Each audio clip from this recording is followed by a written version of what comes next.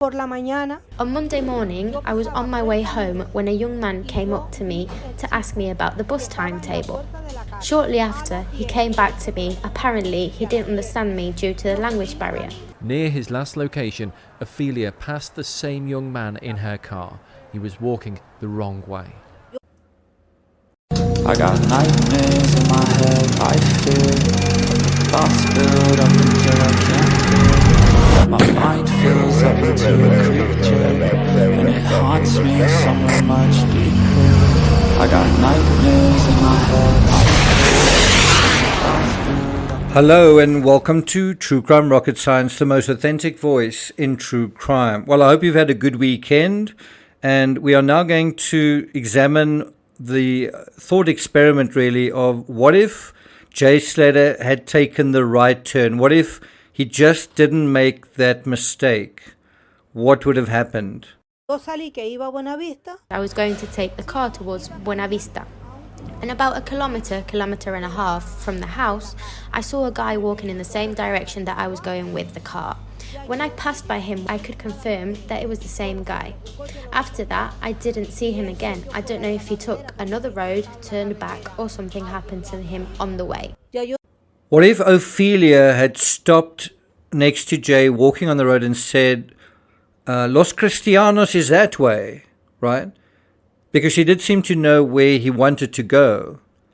And so what if she had stopped and kind of said that to him? What could have been different? Before we get to that, if you haven't subscribed to the channel, please do. Bear in mind, today is the 134th anniversary of Vincent van Gogh's death. I have written a book on that case.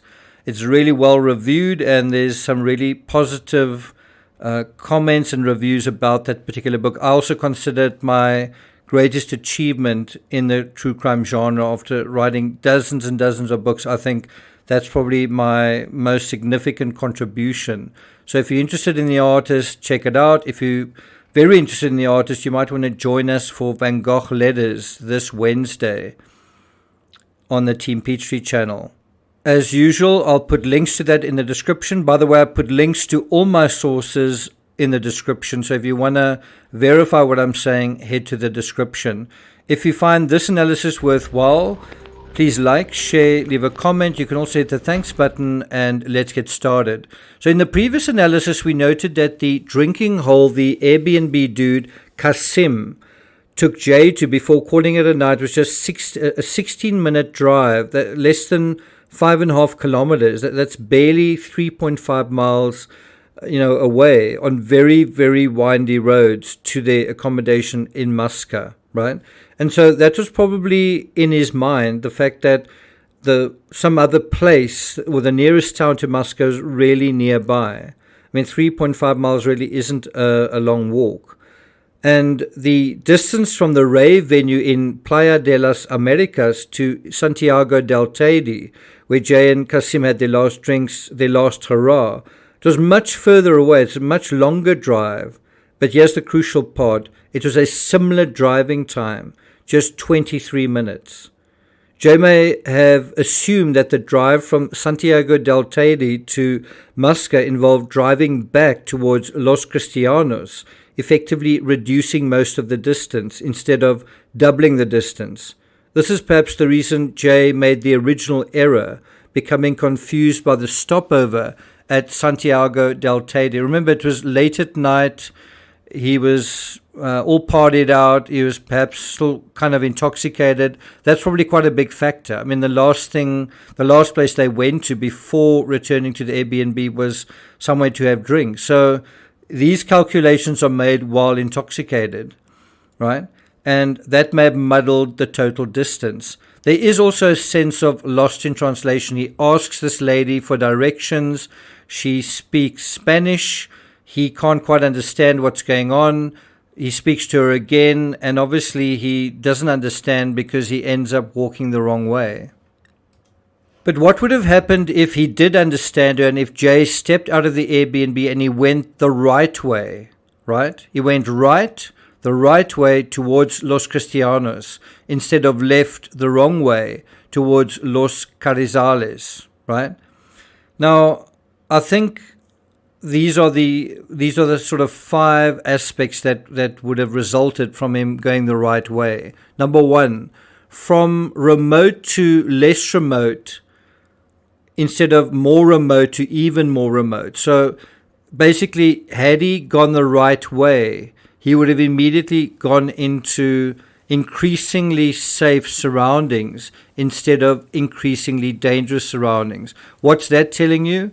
Well, his chances of survival would have increased with every step he took along that road in the right direction. Number 2, and conversely, by taking the wrong route and by going further and further off-road into a more and more remote area, it's becoming more and more dangerous. Number 2, hitching a ride would become more likely with each step on a Monday morning, right? If he went in the right direction. Now, that was something that Lucy thought he might do, that he might have hitched a ride. And I thought certainly that would make sense, and also it would also make sense in terms of a foul play scenario. But of course, the dogs picked up his scent, and his cell phone was in a particular area, and of course he was found in a particular area, which means he didn't hitch a ride. But had he gone in the right direction, hitching a ride would have been more and more likely the further he walked. And it's also, if you think about it, going the wrong way means he's going towards a hiking trail, essentially, which is not very likely to be visited on a Monday morning. I mean, when is the least likely time someone would want to go and hike? After a weekend, right? When's the least likely time someone would go to a dance club? Probably on a Monday, well, not a Monday morning, but a Monday.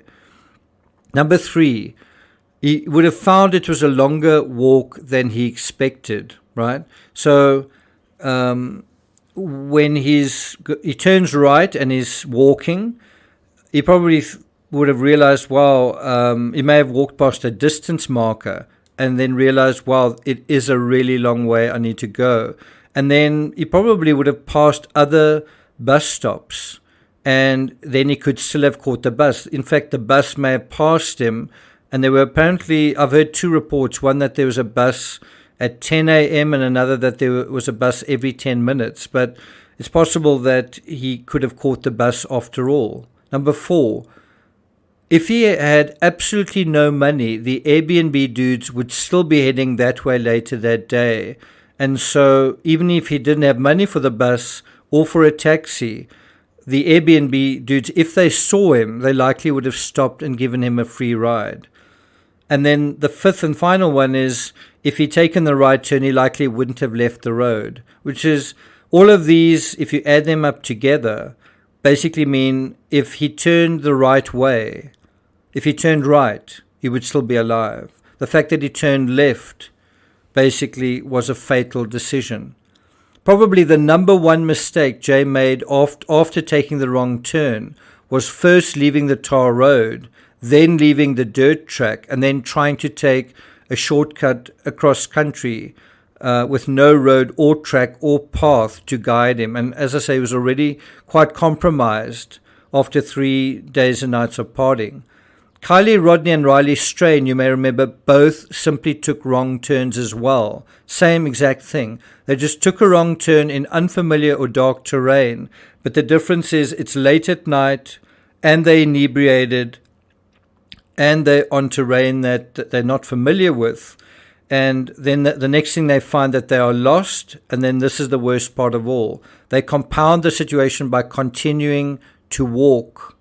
And in a situation like that, the terrain rises in its capacity to be dangerous or, as in all of these cases, lethal. In the Kylie Rodney case, we saw that something as simple as having electronic windows up in a vehicle, if your vehicle ends up in water, you're in a death trap.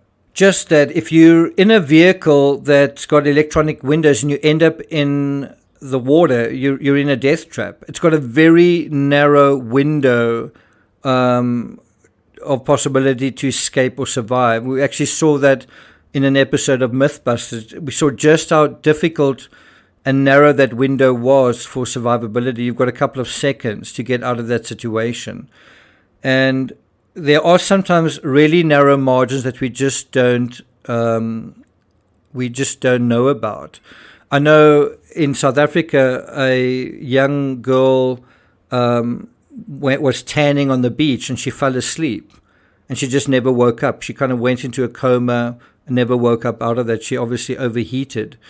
And who would imagine a situation like that? So there are sometimes really narrow margins that we're simply not aware of. And so sometimes our lives can turn on these narrow margins, especially if we're unlucky and when we make a mistake at a critical moment. So be careful out there. Thank you for listening, and I'll see you guys next time.